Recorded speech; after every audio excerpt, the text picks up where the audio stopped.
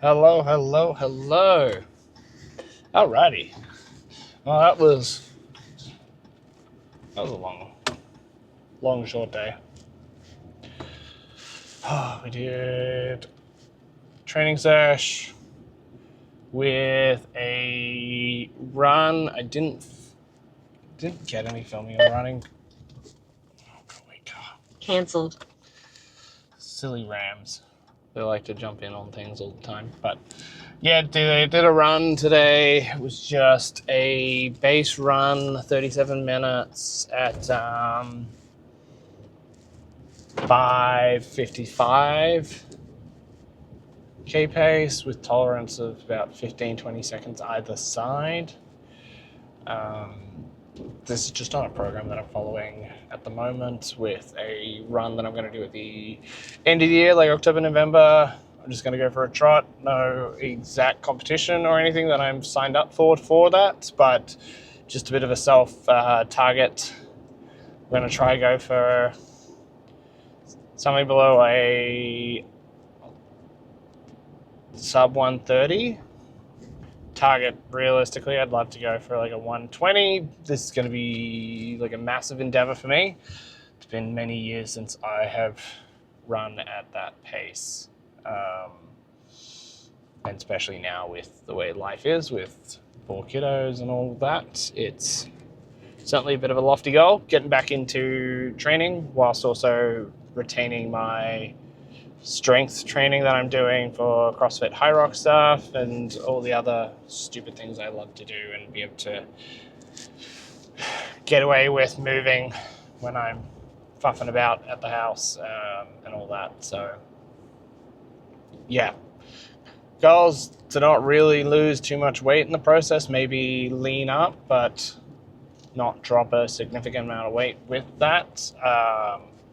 Low body fat percentage, hopefully pack on a bit more muscle in the process and kind of level out would be great.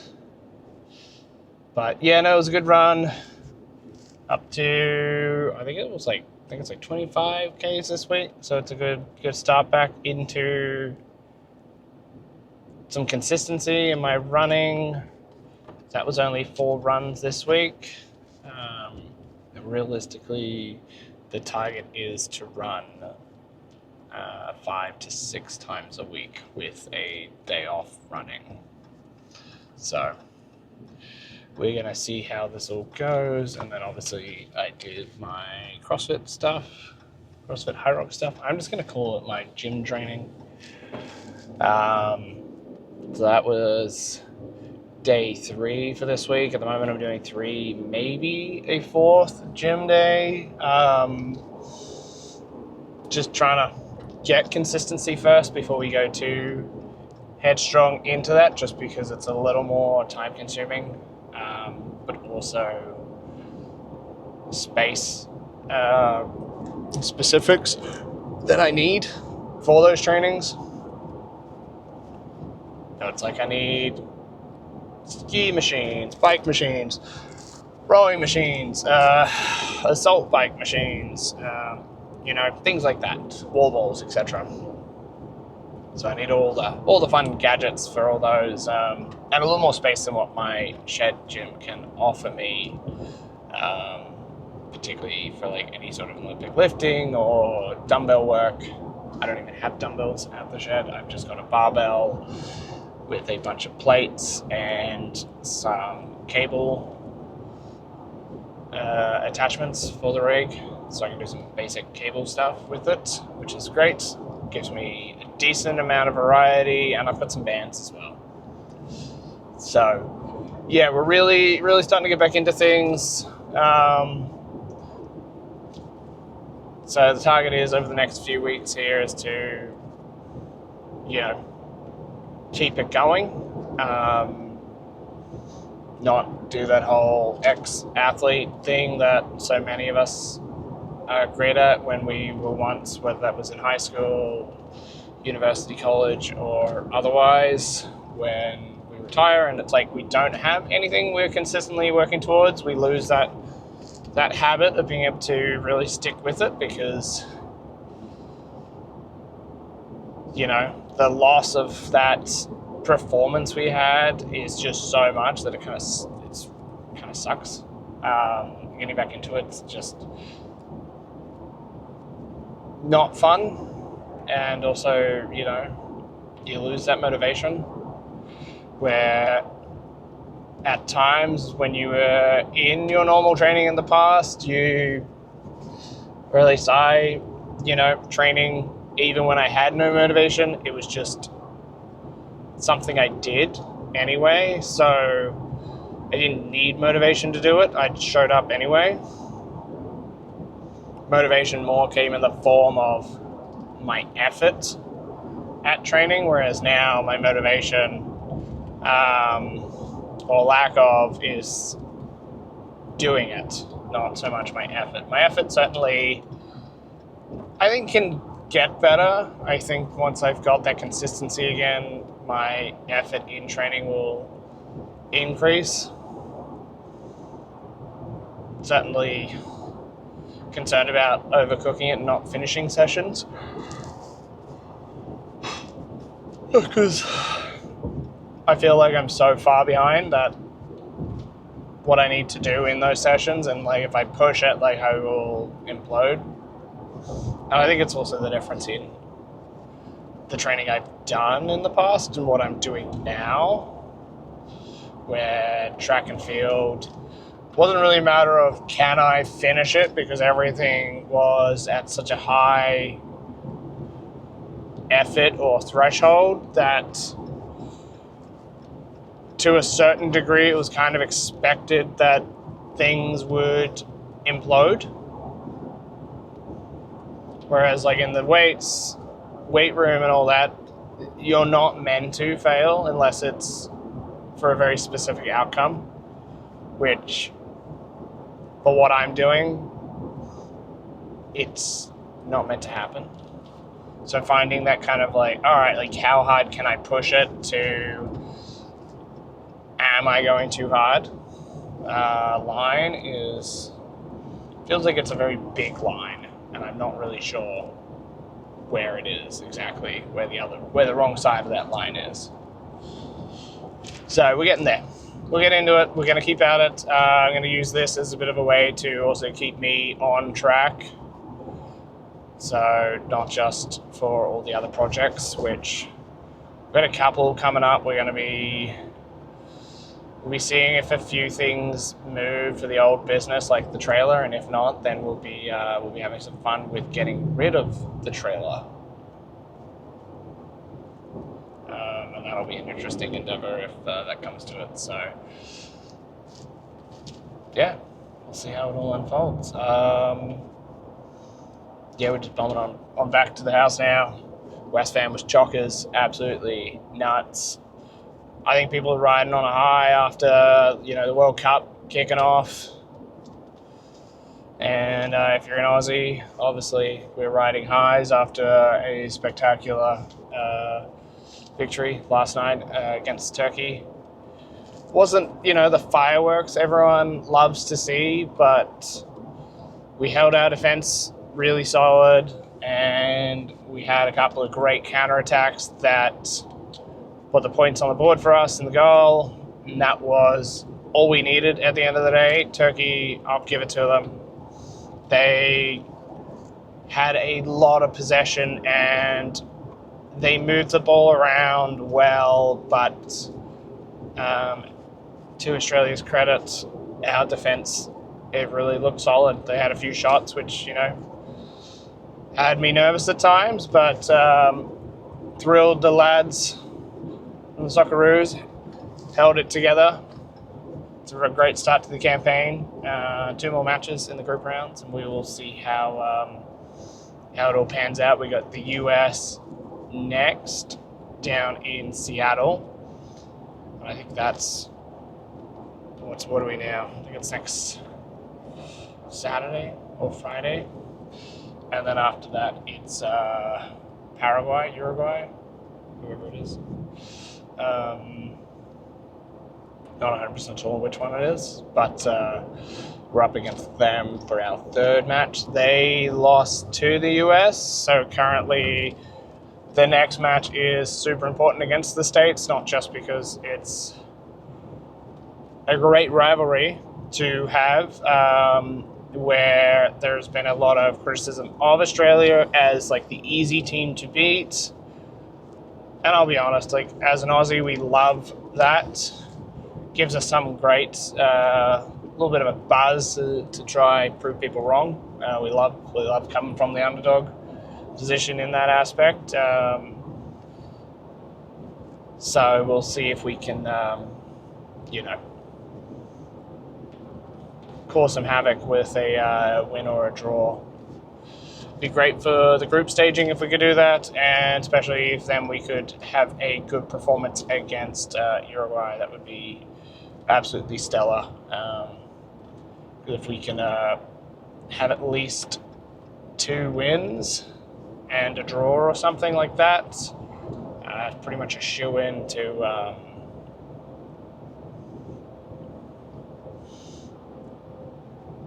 the next round.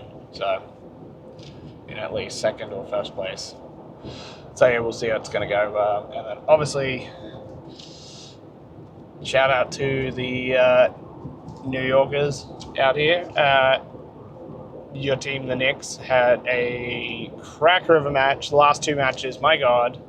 I'm not much of a basketball guy, but I didn't know what to expect. I wanted to cheer for the Knicks because my brother currently is in New York living there. He's been there for the last couple of years. So, not being a basketball follower, I picked them, and particularly the previous match. So what was that? The 4th match. I almost turned off the TV at one point. I was like, oh, this isn't going to be a great game. And then we stuck it out, and we got absolutely spoiled with an absolute excitement of a match there, tight as hell. And then this 5th match, tight. That was a great match, brilliant, great spectating, and yeah, great to see them walk away with the win. And then obviously all the scenes, if you haven't been watching social media, coming out of New York with the excitement and the shenanigans that have unfolded from it all. So it's a good time to be a sports fan. There's lots happening. And then with my ears on the ground, I've heard some things from some friends of mine who are in the admin side of the sports world here in Canada, and there's some big shifts coming. Some big changes happening. So, yeah, we'll see how this all unfolds for Canada. Hopefully it'll bring a little more success on the international side of things for all the sports and get more kids into the sport and keeping more kids staying in the sports as adults. As an Aussie, it's at least something I've noticed is Canadians they're not active, but they don't do organised sport the way I've seen in Australia. Yeah, this doesn't say that like no one else in the world does organised sport or anything. Like I've literally lived here in Canada and I've lived in Australia for any extended period of time to see this as an adult. But in Oz, like it's not uncommon. People play for football teams. There's corporate teams for businesses for like touch footballs, football itself, rugby, you name it.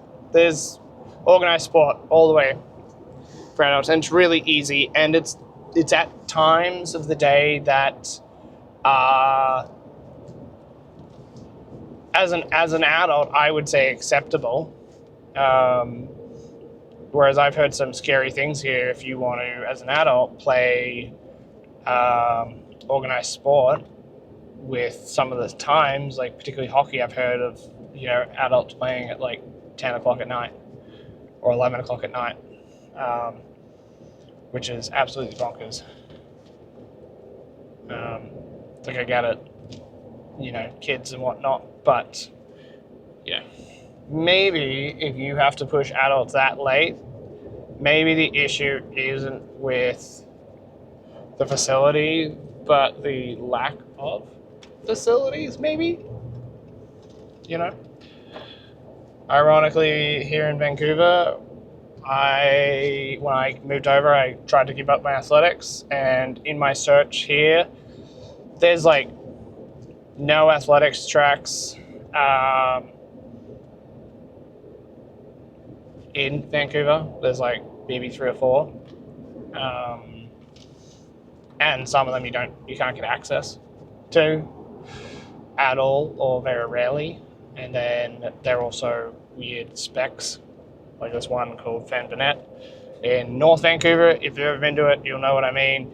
It's got 2 lanes that are designated for walking and 2 lanes for running, and the general public kind of does whatever they want. So if you're trying to run, it's like trying to run a maze on an oval. You're dodging people left, right, and center, soccer balls, kids, scooters, bikes. It's absolutely chaotic as heck. And the track is also only accurate from lane 3 for 400 meters. And it's, really short straights with giant bends. It's such a weird dimension track. As an athletics guy, it's one of the weirdest ones I've run on. And then it's Canada, right? North America. It gets cold here, and Vancouver, the Sea to Sky region, we have no indoor athletics tracks, athletics facilities. We have hardly any indoor football facilities or rugby facilities, NFL facilities. There's like none. And I know space is kind of a bit of a thing here, but the government kind of sucks with actually, stepping up to the plate and creating facilities of any proper spec and size. Instead, they kind of have been spending their money on stupid things that,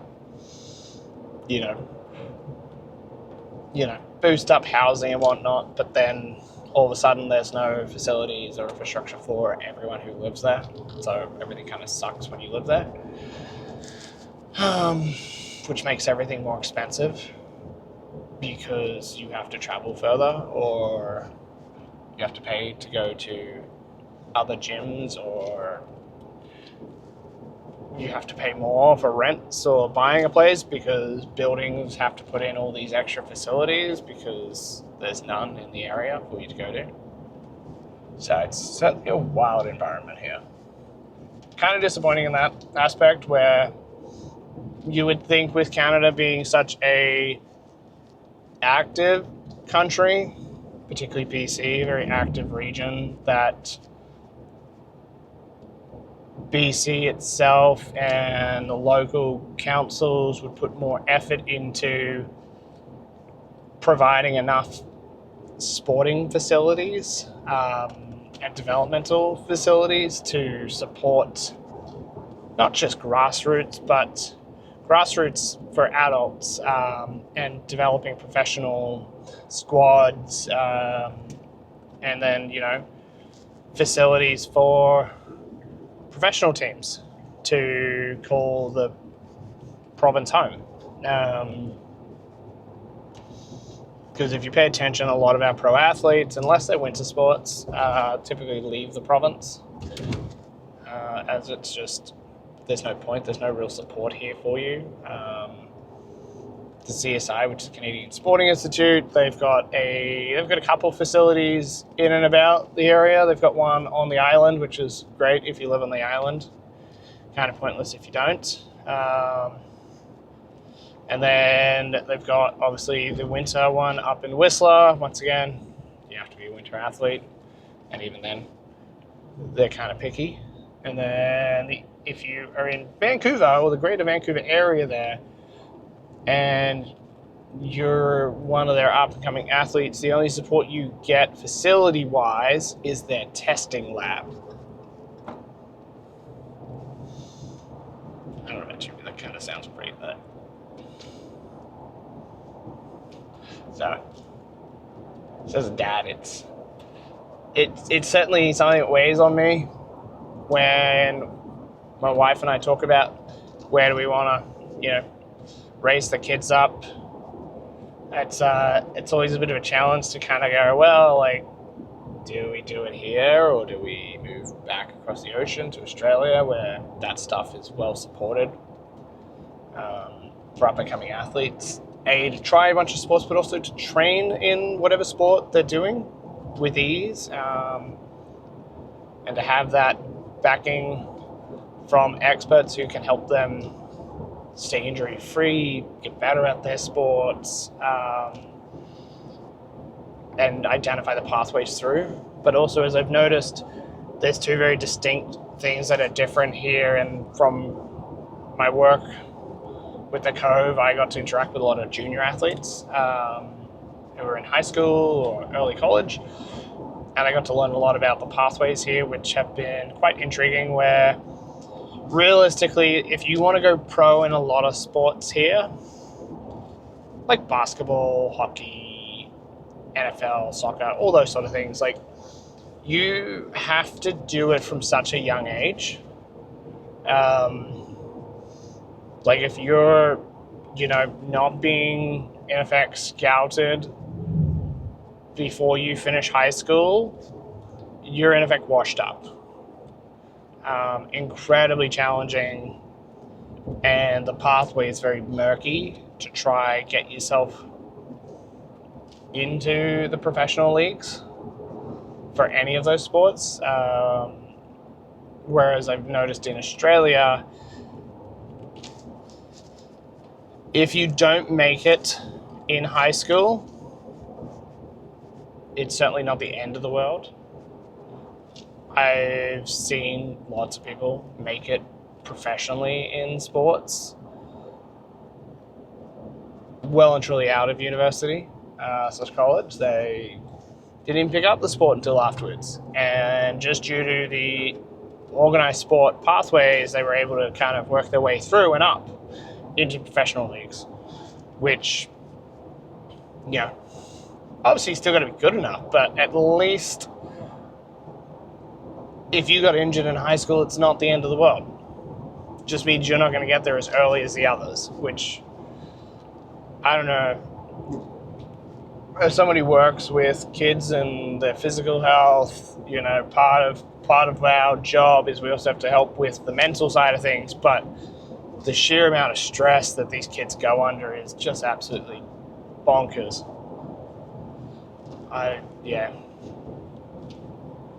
Just the weight of the world that is like, all right, well, you've put everything into it now and you're about to graduate high school.